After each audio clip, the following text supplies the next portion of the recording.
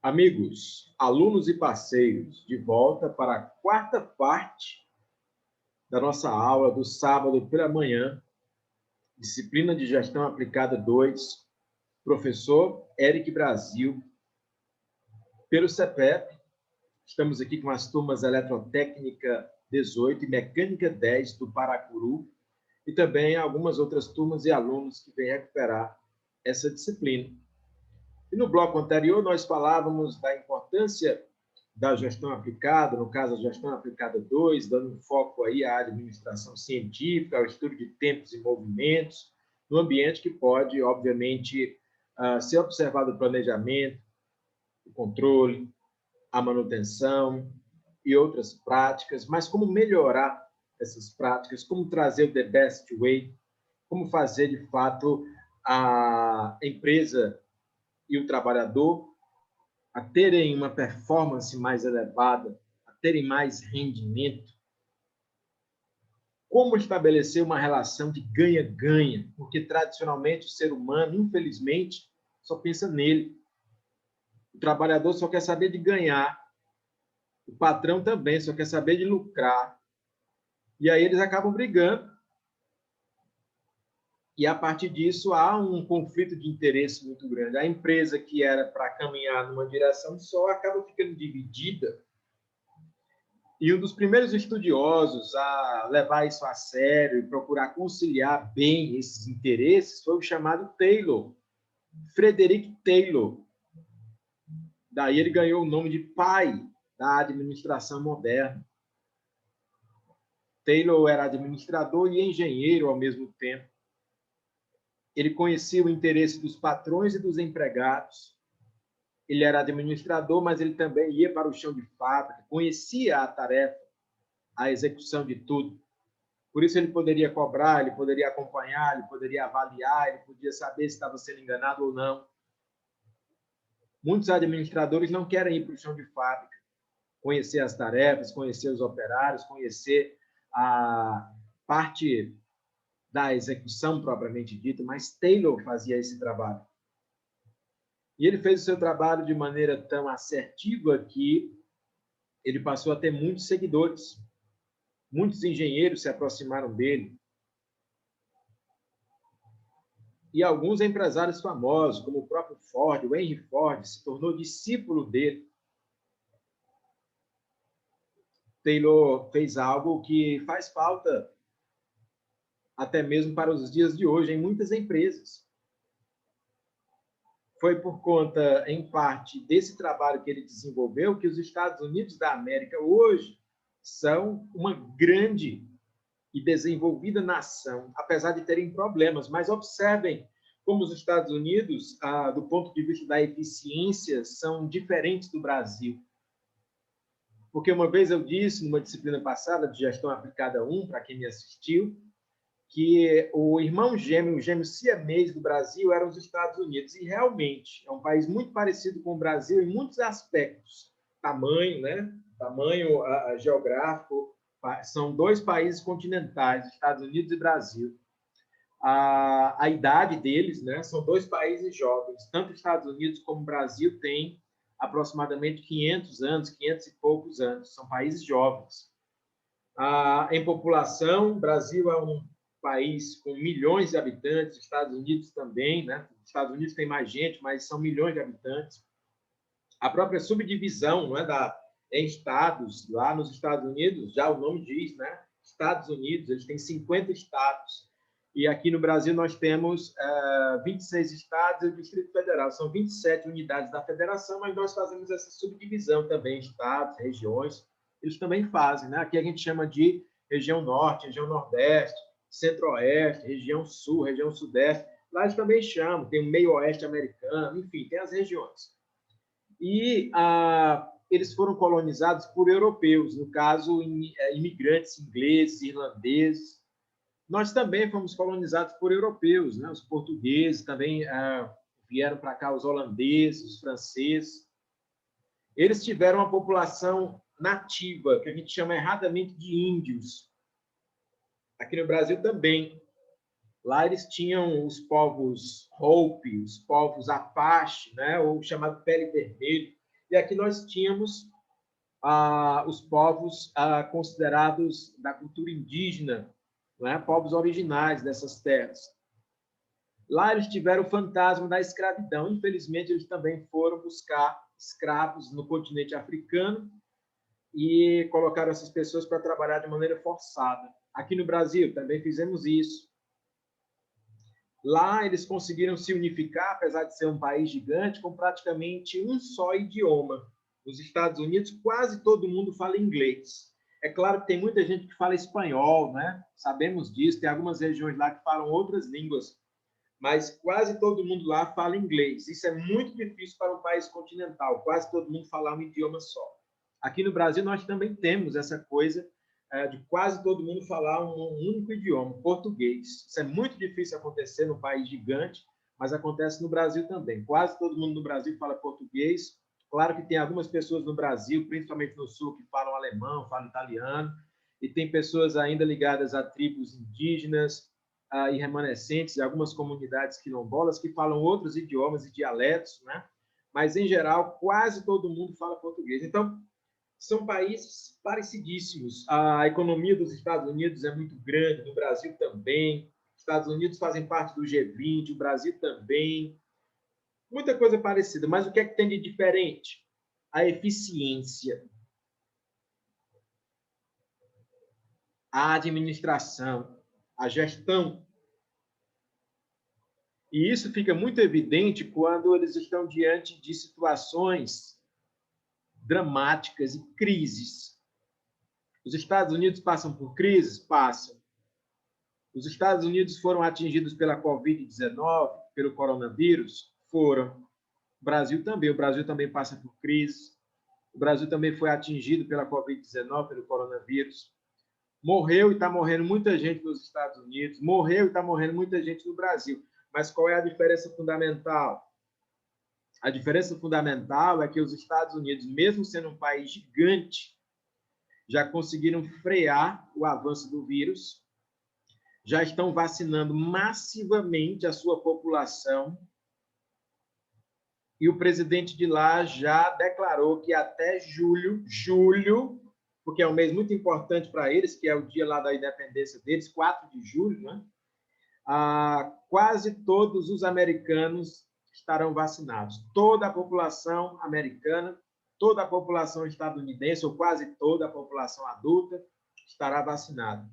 E o coronavírus estará totalmente controlado. E mesmo que seja difícil frear um vírus, uma pandemia, a economia dele já pode funcionar relativamente bem, com relativa normalidade. E aí, lá, eles também têm essa questão. Aqui nós falamos de auxílio emergencial, né? Tem gente que conseguiu. Aí eu não consegui, não, mas talvez alguém aqui tenha conseguido aquele auxílio de R$ 600. Tem outros valores também que alguns cidadãos conseguiram. Só que aqui você tem que se cadastrar no aplicativo, aí tem que fazer a solicitação, aí fica demorando, a conexão às vezes é ruim, nem todo mundo consegue, às vezes o benefício chega para quem não precisa, né? E quem precisa de verdade não tem acesso, né? Tem essa burocracia toda. Lá, eles fizeram o seguinte, em vez de depender de aplicativo, e é porque são um país desenvolvido, viu? Eles decidiram enviar cheques mesmo, cheque de papel, pelos correios. E o cidadão recebe em casa o dinheiro. Olha aí. Então, isso é eficiência. Em vez de você estar brigando para baixar um aplicativo, para a sua conexão de internet tem que prestar, e o pobre que não tem smartphone, que não tem um bom celular, que não tem contato com a internet, como é que vai fazer? Aí tem que ir lá na agência, na caixa e tal. Não. Lá nos Estados Unidos, eles enviam o dinheiro, o cheque, pelos correios e chega na sua casa. É o auxílio emergencial deles. E muitos cidadãos estão recebendo esse dinheiro. E não é comum os Estados Unidos fazerem isso, porque eles não gostam de fazer essas coisas. Eles são liberais do ponto de vista econômico. Eles acham que essas práticas não são saudáveis para a economia. Mas, em tempos de crise, eles fazem. E fizeram. Tem vacina, tem prazo de vacinação de toda a população até julho, da maioria da população. Tem programação para o retorno da economia. Claro que tem divergência entre os estados, porque lá também, aqui no Brasil, nós temos vários governadores, lá eles também têm, mas já conseguiram conciliar esse ponto e gerar eficiência nesse ponto. Uma coisa que me chamou muita atenção foi que eles estão vacinando até os estrangeiros. Então, os brasileiros que estão lá nos Estados Unidos também estão sendo vacinados. Acompanhe aí, se por acaso você tem algum parente, algum conhecido, ou mesmo alguém famoso que está lá nos Estados Unidos agora, que seja brasileiro, não precisa ser americano, está sendo vacinado. E aqui no Brasil, conforme eu já anunciei, né, nós temos boas notícias em relação às vacinações, já mandei até o link aí de cadastro para o cidadão, mas nós ainda estamos enfrentando problemas com a eficiência disso. Graças a Deus, ontem, nós recebemos excelentes notícias que tanto lá no estado de São Paulo, através do Instituto Butantan, quanto através do governo federal, através do Ministério da Ciência e da Tecnologia, estão sendo produzidas vacinas brasileiras. Quer dizer, eu tenho a vacina da China, eu tenho a vacina da Rússia, eu tenho as vacinas da Pfizer, eu tenho as vacinas de outras nações, e agora eu poderei ter vacinas brasileiras. Pelo menos 2 vacinas serão brasileiras, a do Butantan e a patrocinada pelo governo federal. Isso é uma excelente notícia. Mas isso já era para ter sido colocado há meses. E o auxílio emergencial que você recebeu, não sei se recebeu, mas está pleiteando receber, já era para ter chegado. Chegou, né, em algumas etapas, mas era para estar chegando de novo. Então, são coisas que têm a ver com a eficiência. Às vezes tem boa vontade, mas às vezes tem conflitos, interesses divergentes, que o presidente pensa de um jeito, o governador de outro, o prefeito de outro, um é de um partido, outro é de outro. Não. Os Estados Unidos também têm partidos diferentes. Eles têm lá o Partido Democrata e o Partido Republicano. Eles têm lá também vários governadores. Mas quando se trata do interesse americano, do povo americano, não é? Eles têm uma capacidade organizacional, administrativa muito grande. Eles conseguem transformar a riqueza deles em resultado muito rápido. Aqui no Brasil nós demoramos. Por quê? Porque nós ainda não temos a mesma eficiência deles. Porque lá a gestão, lá a administração, ela é mais profissional, certo? Então é um exemplo, né? Inclusive no caso brasileiro, da importância da administração científica, da importância desse estudo que nós estamos desenvolvendo para aplicação na sua vida profissional, na sua vida pessoal, nas empresas, nos governos, na sociedade, certo? Então, por exemplo, nós temos uma demanda atual muito séria para todos os brasileiros e também para todos os cidadãos do mundo atualmente. Qual é? Se vacinar, meu amigo. Para me vacinar, eu preciso de quê? De vacina. Mas do que adianta eu ter a vacina e não conseguir distribuir essa vacina corretamente? Então, eu preciso de uma boa logística. E tudo isso é administração, tudo isso é gestão. Né? Eu preciso de insumos, eu preciso de recursos, eu preciso diminuir a burocracia. Por exemplo, tem a vacina da Rússia, que é uma vacina excelente. É uma vacina que protege mais de 90%. É uma vacina que é só uma dose. E os brasileiros ainda não podem tomar a vacina da Rússia, sendo que já foi comprada, em muitos estados já foi comprada. Por que não pode? Porque a Anvisa ainda não aprovou. Sendo que a Argentina já aprovou, outros países da América do Sul já aprovaram, tem gente usando. E por que a gente não aprova logo? Para liberar logo essa vacinação? Porque está sendo produzida vacina no Brasil. Tá, que bom.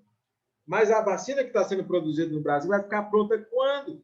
Ainda vai demorar alguns meses. Eu preciso vacinar logo a população agora, com a vacina que tem disponível no mercado.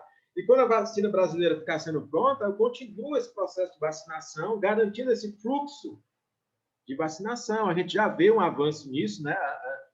Algumas semanas atrás, só ia se vacinar as pessoas de 75 anos para cima. Agora a gente já está vendo pessoas de 74 anos serem vacinadas. Também já estou vendo aí em alguns municípios pessoas de 73 anos serem vacinadas, pessoas de 72, pessoas de 71. E aí essa tabela é regressiva até chegar na sua idade, né? E claro, com algumas exceções para profissionais de saúde, de linha de frente, né? Claro que os critérios podem ser questionados, mas nós precisamos de critérios eficientes, rápidos, velozes, porque nesse caso eu preciso ser rápido mesmo, porque está em jogo a vida. Tem coisas que eu posso esperar. Tem coisas que não. Não é? Bom, algum comentário, meus amigos? Alguma participação? Então, vamos prosseguir, não é? A aula de hoje está recheada de conteúdos, de informações. E aí, nós temos aqui a figura da administração científica, que já tinha sido apresentada. Hoje eu fiz esse aprofundamento.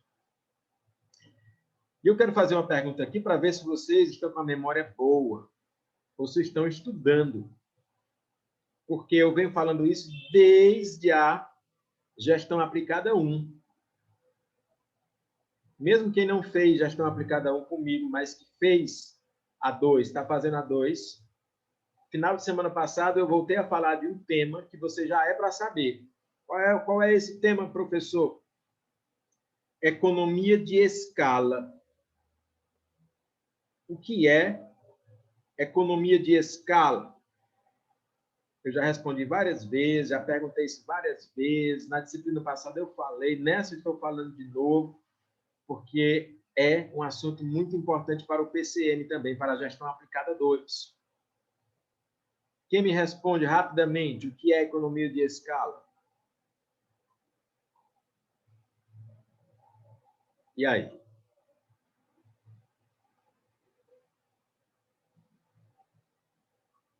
Valendo um ponto na média agora, para quem me disser agora. Professor, o Jefferson. Jefferson Muniz, pode falar. Professor, no meu entendimento, essa medida aí é como se ele, tipo assim, dentro de uma empresa, ele adote alguma medida que vai economizar geral, entendeu? Não só no setor, né? Porque a gente sabe que dentro da empresa tem vários setores. Mas não só dentro de um setor, mas ele vai adotar alguma medida que vai fazer uma economia geral, né? Dentro da empresa. Me dá um exemplo. Me dá um exemplo, Jefferson. Pronto. Por exemplo, eu acho que pensar aqui, pô, que foi muito rápido, não deu tempo muito de pensar, não, mas como eu falei, às vezes a empresa ela adota as medidas, né? Que nem eu citei naquele tempo lá na aula passada, da parte do ônibus, né? Que o adotou, tipo assim, 5 minutos que ele adiantou muito lado, né? Porque evitou a aglomeração lá dentro da empresa, muita gente chegou lá mais cedo, e eu acredito que foi uma medida que beneficiou muita coisa, né? Que foi geral, né? Não foi só um setor, porque a gente sabe que a gente trabalha lá numa empresa, mas tem vários setores, né? Vários setores dentro daquela empresa. Ele adotou uma medida que se viu geral, né? É só um exemplo que pode ser. Ok, coisa, né? Vou considerar, né, a participação do Jefferson, certo? Você vai ganhar o seu ponto. Mas eu preciso complementar essas explicações. O que é, de fato, a economia de escala? Para você nunca mais esquecer. Pronto. Quanto mais eu produzo de uma coisa, mais barato se torna essa coisa.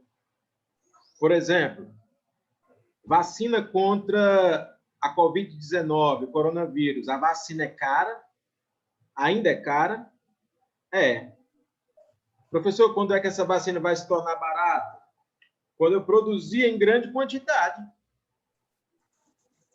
Se eu ainda tenho um número, uma quantidade limitada de vacinas pelo mundo, quantas pessoas tem no mundo?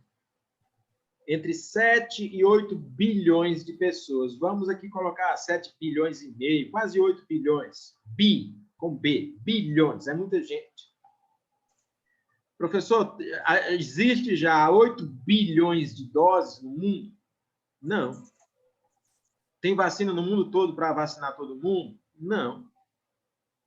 Quantas pessoas tem no Brasil, aproximadamente? O censo ainda vai ser feito para atualizar, mas são 210, 212 milhões de brasileiros, aproximadamente. O Brasil já tem 212 milhões de doses? Ainda não. Então, o que é que eu tenho que fazer em relação à vacina? Produzir mais vacinas. Conforme eu produzir mais vacinas, a indústria, os laboratórios, os próprios países, como o Brasil agora vai produzirem vacinas, a tendência é que essa vacina vá barateando, por conta do fenômeno chamado economia de escala. Quanto mais você produz de uma coisa, mais barata essa coisa tende a ficar. Computador, quando no começo só se fabricavam poucas unidades, era caríssimo. Só pessoas ricas tinham computador. Celular, no começo do celular, aquele tijolão mesmo, só quem tinha o tijolão eram pessoas riquíssimas. Poucas unidades produzidas, né? Então, os produtos são assim. A primeira caneta esferográfica produzida, caríssima. Quanto é que custa essa caneta? Lembra do exemplo da caneta, para facilitar o teu entendimento, que eu sempre falo dela? Uma caneta como essa, quanto custa na papelaria? R$1, R$1,50, R$2. Vamos colocar um preço bem caro, R$2. R$2 ainda assim é barato para uma tecnologia tão avançada como essa, que custa milhões.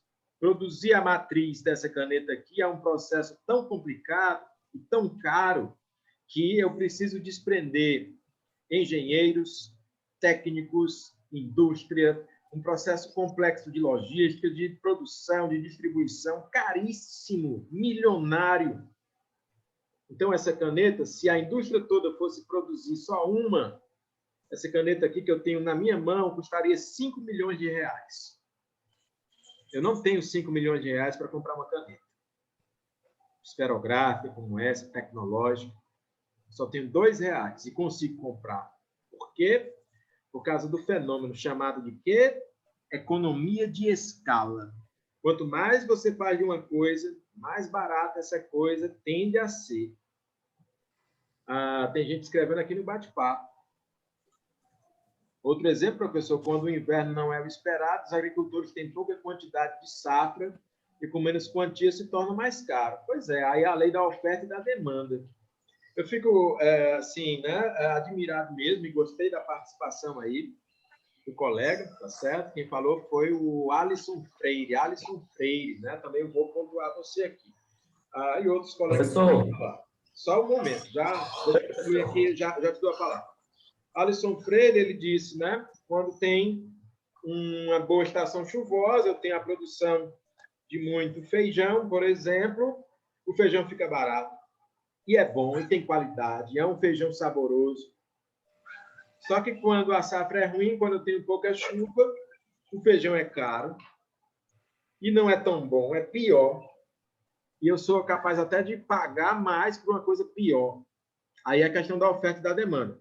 No caso da economia de escala, tem a ver com o volume de produção. Essa caneta, tanto faz ela ser a caneta, né, aqui, ou dessa marca, outra aqui, a indústria prepara uma matriz, mas ela produz centenas, milhares de canetas.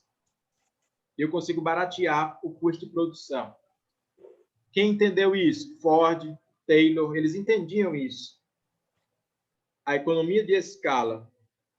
Isso vale para canetas, carros, celulares, praticamente todos os produtos. Diga, Janilson, pode falar. Depois do Janilson, vai falar o Alisson. Pode falar, Janilson. Professor, eu não tinha suspendido a mão, não, mas eu vou falar. Isso também se aplica também na questão de uma empresa, quando vai comprar produtos, né, que compra no atacado, né? No atacado ele é um preço muito menor do que você comprar ele no varejo, né? Aí também se classificaria nessa questão aí de economia de escala, né? Sim, é verdade. Eu consigo produzir economia de escala também através da minha capacidade de barganhar preço. O supermercado faz isso, né? Às vezes, pequenos supermercados se juntam e conseguem barganhar o preço de um grande fornecedor e conseguem ter um preço mais baixo do que tem o comerciante local. O comerciante local, pobre, vai vender o iogurte lá no pequeno comércio dele, aí o iogurte do comerciante é R$3. Porque ele comprou, né? E ele precisa ter uma lucratividade. Digamos que ele comprou a unidade, é só um exemplo. que ele comprou a R$ 2,50, aí ele repassa a R$ 3,00 pelo consumidor. O supermercado, ele é mais agressivo, e quando tem uma rede de supermercados, né, eles se juntam, barganham um preço porque compram em grande quantidade do fornecedor e conseguem comprar a unidade do iogurte a 50 centavos, R$ 1, aí repassa para o consumidor a R$ 1,50, ainda estão lucrando. Por isso que o pequeno sofre tanto no Brasil, né? Aí o comerciante quer vender a R$ 3,00 o iogurte dele. Você chega no supermercado, o iogurte o mesmo iogurte, R$ 1,50. Né? Também tem essa lógica. Obrigado, Dionísio, pela participação. Alisson, pode falar, Alisson. Bom dia, professor e Bom aos dia. demais alunos. A gente fala muito na economia de escala, né? Porque sabemos que é a economia que tem a crescer, tipo de produzir mais. Mas também, professor, tem algumas empresas, tipo de automóvel. Elas produzem, tipo, 5 exemplares de um carro e vendem por um preço absurdo, que isso retém só uma pequena parte da população. Tipo, eu estava olhando, vendo uns vídeos, aí teve a Mercedes, produziu 20 carros só, e cada carro estava sendo vendido a 20 milhões de reais, 5 milhões de reais. Aí é também um ponto que ela produziu menos, mas vai lucrar muito em cima de cada carro, né? É só isso mesmo, professor. Excelente comentário. Alisson, seu nome completo e turma. Alisson Alcântara, Mecânica 10 Paracuru. O Alisson Alcântara, da Mecânica 10 do Paracuru, acabou de ganhar um ponto cheio na média também. Ele fez aqui um comentário espetacular. Eu não disse que a aula de hoje ia ser recheada de conteúdo, não é? E que os colegas também podem contribuir com isso. A economia de escala, ela consiste justamente em você ampliar o volume de produção, barateando assim o custo unitário de produção e, consequentemente, o preço final dos produtos, das mercadorias, de tudo aquilo que você distribui, certo? O que o Alisson falou é o contrário. Nem faz parte dessa disciplina, geralmente a gente estuda isso lá na administração, mas eu vou falar, já que ele comentou. O Alisson falou em produzir algo de um produto de um alto valor agregado. Porque no caso do comentário do Alisson, não se trata de quantidade, se trata de exclusividade, se trata de qualidade. E aí o nome disso não é economia de escala. A economia de escala, ela se dá no volume. Quando não tem um volume e posso precificar, eu chamo isso de agregar valor. Veja só, por exemplo, a Ferrari. Os engenheiros da Ferrari não querem ser chamados de engenheiros. Em entrevista, eles disseram que querem ser chamados de artistas, porque a Ferrari não é um carro. A Ferrari é uma obra de arte. Eles não fazem um carro. Eles concebem uma obra de arte. Um conceito. Uma marca. Por acaso, esse conceito tem 4 rodas, por acaso esse conceito pode ser dirigido, mas não é um carro. É uma obra de arte. E como tal, é um produto exclusivo. E como tal, tem que ser caro. E como tal, não pode ser algo que todo mundo tenha. Então, aí não se fala de economia de escala. Para a Ferrari, não. Ferrari foi feita para ser cara. Mercedes foi feita para ser cara. Alguns modelos, né? E o preço alto. Porque ela tem a ver não apenas com mobilidade. Quando eu vou comprar um carro popular, é porque eu quero me transportar. É porque eu quero atender uma necessidade minha, que é locomoção. Quando eu compro uma Ferrari, meu objetivo não é me transportar. Meu objetivo é glamour, status, um diferencial. É outra coisa. Por exemplo, por que um brasileiro compraria uma Ferrari se no Brasil as estradas nem são tão boas? E mesmo que fossem boas, o limite de velocidade não permite atingir a capacidade máxima daquele automóvel. As pessoas compram por status. Compram porque a Ferrari é um símbolo de poder. compram porque são apaixonadas por motores, por carros, mas Ferrari não é o meio de transporte. Ah, que eu vou pegar aqui a minha Ferrari para buscar meu filho na escola. Não. Para buscar meu filho na escola, eu quero um carro popular, né? Normalmente. A Ferrari, então, é um conceito que permite agregar valor e consolidar uma alta precificação. Alguns outros produtos também seguem essa lógica, não apenas esse tipo de automóvel de luxo. O automóvel popular ou os automóveis medianos, eles levam em consideração, muitas vezes, o volume. Empresas como a Ford fazem isso, empresas como a General Motors fazem isso.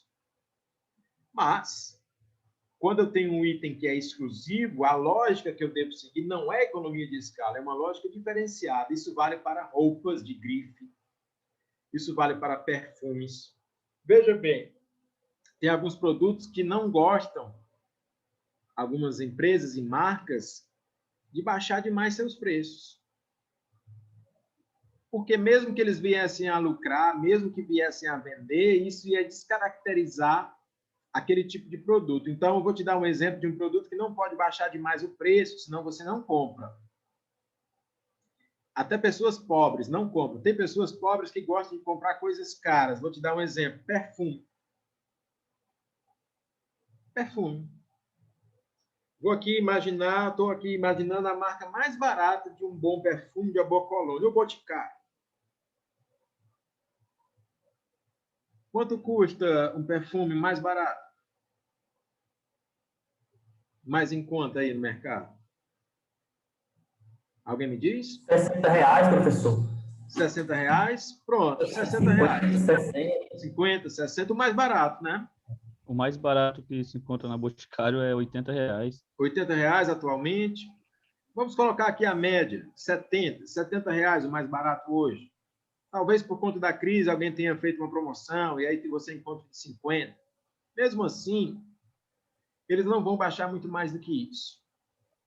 Mesmo que eu tenha um estoque encalhado, dificilmente, podem até fazer, né? Mas dificilmente vão vender perfumes a R$5, a R$10. Eu encontro falsificado, eu encontro de marcas bem pobres, eu encontro isso aí. Mas de marcas famosas, perfumes de R$5, eu já encontrei. Na Praça do Ferreira, aqui em Fortaleza, o camarada passou com um carrinho de mão vendendo perfumes do Boticário a R$5 a unidade. O frasco de 100 ml. R$5. Mas ali ou era falsificado, ou era original, fruto de contrabando. Né? Então, ali não tinha coisa boa. Ou o produto era ruim, ou então, se fosse um produto bom, original, tinha uma origem ilegal. Então, as pessoas normalmente não compram. Porque você atribui um determinado valor a certas marcas. E aí não cabe a economia de escala. Ela não cabe para tudo. Ela cabe para, pelo menos no conceito de compra, né? Ela cabe para alguns itens, certo? Nessa questão do preço final. É claro que a economia de escala continua valendo no processo produtivo. Eu posso encontrar métodos mais baratos de produzir as minhas 10 unidades da Ferrari, ou de produzir as minhas 1000 unidades do perfume, né? Do frasco que eu queira, ou os ml que eu queira, certo? Mas no quesito preço, nem sempre a questão do preço baixo vai cativar o consumidor e o consumo. No retorno, ainda temos mais um bloco, antes do nosso intervalo geral, eu vou continuar a falar sobre isso. Daqui a 2 minutos nós voltamos.